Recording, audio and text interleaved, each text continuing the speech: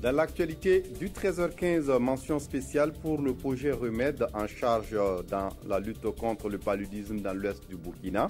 Son originalité met l'accent sur la participation des pharmaciens d'officine. Quel est son mode opératoire? Christine Koulibaly nous répondra dans ce journal. Et puis, jugé en appel, Oscar Pistorius risque 15 ans de prison.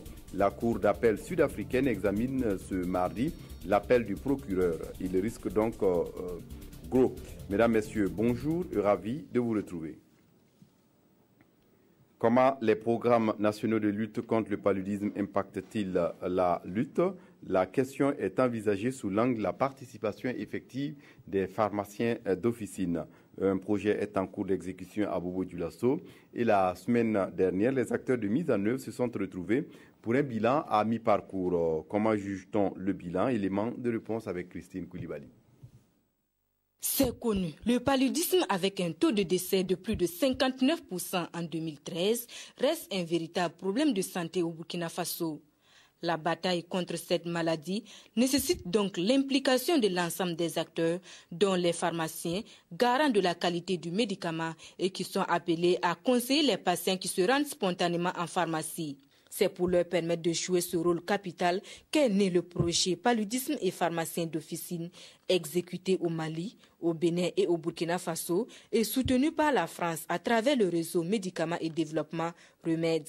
Il s'agit d'un projet qui a démarré il y a déjà 1 an et demi et donc qui vise à favoriser l'implication des pharmaciens d'officine dans la lutte contre le paludisme. Il s'agit concrètement de former les pharmaciens d'officine pour mieux dispenser les médicaments en application des directives du Programme national de lutte contre le paludisme. Et après quelques mois de mise en œuvre du projet, le bilan est parlant. Il y a eu une enquête préliminaire qui avait révélé un taux d'autour de 83% des pharmaciens qui appliquaient les directives du Programme national de lutte contre le paludisme au Burkina. La restitution sera faite tout à l'heure. Nous sommes autour de 97%. Un bilan jugé satisfaisant qui aura un impact positif sur la prévention et la prise en charge du paludisme, toute chose qui contribuera à diminuer le taux de létalité de cette pathologie. À Limini, dans la Kossi, les producteurs de riz pluvial attendent pour cette campagne environ 10 000 tonnes de riz. La culture est pratiquée dans des bas-fonds et ce mardi, les responsables du programme en charge de cette culture étaient en visite sur le périmètre. Ils sont satisfaits de leur intervention et encouragent les producteurs à poursuivre. Paul Sawadgo sur place à Dédougou pour le compte-rendu. Stimuler et rendre visibles les résultats atteints par les producteurs de riz pluvial dans le bas-fond de Limini dans la province de la Kossi, c'est l'objectif visé par le projet taïwanais riz pluvial à travers cette visite commentée. Pour les bas-fonds qui ont bénéficié de l'appui du projet riz pluvial, uniquement ces bas-fonds, on s'attend à autour de 10 000 tonnes pour cette campagne. Mais il faut relever qu'on peut espérer, en tout cas, avoir même plus. Le projet riz pluvial n'entend pas supporter uniquement les producteurs dans la culture du riz. Il les accompagne dans le renforcement de leurs capacités. Les perspectives sont vraiment bonnes. C'est vraiment l'accompagnement en tout cas des GPR, c'est le groupement des producteurs de riz, en matière d'adoption, en tout cas de techniques, mais également en matière d'acquisition, d'équipements, mais également d'infrastructures comme les magasins. Pour les producteurs de la plaine risicole de Limini, le projet riz pluvial a apporté un mieux vivre dans le quotidien de la population. Le projet nous a aidé beaucoup même à chercher les fins dans nos villages et puis dans nos provinces. Pour le projet de CPRP, on a trop satisfait. On veut qu'ils nous aident encore pour que nos bas-fonds d'Achoua atteignent les 200 hectares. Après la visite commentée, les échanges d'expérience avec des producteurs de riz pluvial d'autres localités de la Kossi ont mis fin à la tournée. À Matourkou, dans la province d'Oué, le centre agricole polyvalent forme des agents et cadres de l'agriculture qui pourront aider certainement à améliorer les rendements des rizières. Environ 283 lauréats sortis fraîchement de cette école viennent de recevoir leur parchemin, des lauréats qui prennent l'engagement de s'investir âprement pour réussir le challenge de la sécurité alimentaire. Moumouni Baro sur place à Bobo-Dioulasso. Fin de formation pour 283 stagiaires, toutes catégories confondues, au centre agricole polyvalent de Maturkou. Ils sont désormais prêts à œuvrer dans des domaines qui occupent aujourd'hui des positions stratégiques au niveau de la chaîne de décision et de production moderne. La vision d'une production moderne et durable, fondée sur l'efficacité, repose donc sur un certain nombre de défis. Notamment lever ces défis au niveau du monde rural. Et nous promettons de faire vraiment tout ce qui est de notre possible pour vraiment pallier aux insuffisances du monde rural, tout en apportant vraiment notre contribution, modeste soit-elle. Rôle de l'agent du développement rural dans l'amélioration de la compétitivité de l'agriculture burkinabé.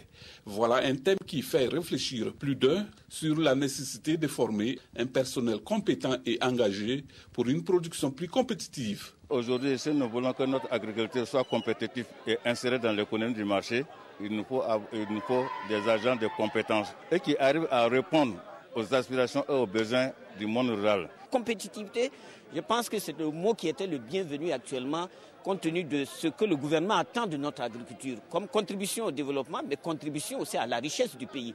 La richesse du pays, c'est aussi l'exportation de nos produits, la vente de nos produits, la place du marché. Vous savez, sur la place du marché, il n'y a pas que les producteurs burkinabés. La promotion sortante a choisi pour nom de baptême Dr Adama Makountoé, un enseignant du centre disparu au cours de l'année. À cet effet, une minute de silence a été observée en sa mémoire. Et puis, toute autre chose à présent, les élections couplées législatives et présidentielles au Burkina, c'est pour le 29 novembre prochain. À Dédougou, une association sensibilise les populations en âge de voter. C'est surtout la participation massive et un climat apaisé qui sont recherchés. Paul Sawadougou. Conscientiser et sensibiliser la jeunesse à participer massivement aux élections couplées du 29 novembre prochain, c'est l'objectif visé à travers ce spectacle humoristique. Les acteurs humoristiques de la génération 2000 ont encore séduit le public. On dit, au lieu de donner du poisson à quelqu'un, il faut lui apprendre à payer. Et puis les élections, ce n'est pas là. Nous sommes un parti épris de justice et de paix. Bon, ça fait amener les jeunes à participer aux élections. Et je trouve que ça a été un bon exemple pour donner à ceux qui ne savent pas voter. Ça m'a apporté beaucoup de choses.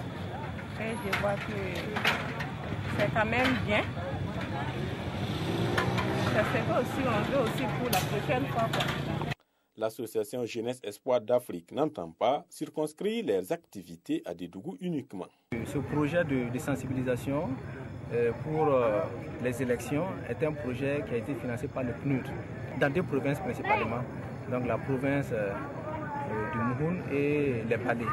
Donc ce soir, c'est le lancement de notre projet avec l'animation podium que vous venez de voir en compagnie du groupe Génération 2000. Pour réaliser ce projet de sensibilisation, l'association Jeunesse Espoir d'Afrique a bénéficié du soutien du programme des Nations Unies pour le développement PNUD. En plus des animations podium, l'association compte faire des émissions radio avec des leaders politiques. On reste à Dédougou et en religion pour dire que l'évêque de Dédougou célèbre le 40e anniversaire de son ordination et les 10 ans de son épiscopat. C'était le 31 octobre dernier en présence des fidèles et parents. Paul Sawadou. C'est à travers une messe d'action de grâce que l'évêque de Dédougou a célébré ses 40 ans de sacerdoce presbytéral et son 10e anniversaire d'épiscopat. Un anniversaire célébré sous les signes de la continuité. On fait mémoire de tout un passé et là on se rend compte que le Seigneur a cheminé avec nous et c'est ça qui nous permet d'avoir franchi et de ces grandes étapes. Chacun fait avec les grâces que Dieu lui donne. Voilà, donc c'est vraiment sous le signe de la mission qui se continue. Prières, chants et louanges au Seigneur ont ponctué cette célébration. Les fidèles chrétiens sont venus des différentes paroisses du diocèse de Dédougou et d'autres horizons pour être témoins de l'événement. C'est merveilleux cette fête, cet 40e anniversaire et 10e anniversaire d'épiscopat. En tout cas, c'est très très merveilleux. Voilà, nous rendons grâce à Dieu pour toutes ces merveilles. La célébration des 40 ans d'ordination des prêtres et des 10 ans d'épiscopat de l'évêque de Dédougou a connu la présence des autorités régionales et des dignitaires des autres confessions religieuses. C'est en juillet 1975 que Monseigneur Gide Bikaba a été ordonné. Et puis la revue de presse des quotidiens de ce mercredi et de ce mardi, revue de presse proposée par Abdoul Rasmani Zongo. 7 morts et 12 blessés, s'attriste le journal Le Quotidien au sujet du grave accident de circulation survenu sur l'axe Wayugia-Titao. Pendant ce temps, le journal Aujourd'hui au Faso invite à parcourir ses colonnes à travers quelques titres tels Malamine, le fils de Gando inculpé pour escroquerie. Hommage aux martyrs relève Aujourd'hui au Faso en attendant que justice soit faite. Michel Kaffa, fier de la jeunesse. La nation s'incline devant la mémoire des martyrs, affirme le quotidien d'État citoyen. Hommage aux 42 martyrs d'octobre et de septembre par l'inauguration d'une stèle et la décoration à titre posthume, les familles des victimes et les autorités ont accordé leur violon, note le quotidien Le Soir. C'est une cérémonie entre honneur et frustration, constate l'Observateur. Les martyrs distingués, les blessés amers, remarque Le Pays. La prise en charge des victimes, l'autre plaie de la transition, s'exclame Notre Temps. Et puis un mot de sport pour refermer cette édition. Le 28e tour du Faso est à sa 5e étape aujourd'hui et 3e victoire d'étape pour l'Érythrée sur cette étape Koudougou-Boromo longue de 115,7 km. L'Érythréen Abton Michael est le plus rapide. Il devance sur la ligne d'arrivée Abdelatif Saadoun du Maroc et l'Algérien Abdallah Ben Youssef. Le premier Burkinabé Abdulaziz Nitiema se classe 5e. La distance de 115,7 km séparant Koudougou de Boromo a été couverte en 2h40 minutes 35 secondes, soit la vitesse moyenne de 43,23 km/h. Le Marocain Mohoussine Larsanine conserve le maillot jaune mais perd le maillot vert au profit du vainqueur de l'étape du jour, l'Érythréen Abton Michael. Abdulaziz Nitiema reste le meilleur sprinter et conserve ainsi le maillot rose des points chauds. Voilà qui referme cette édition. Merci de l'avoir suivi. Très bonne suite de programme sur la RTB. Au revoir.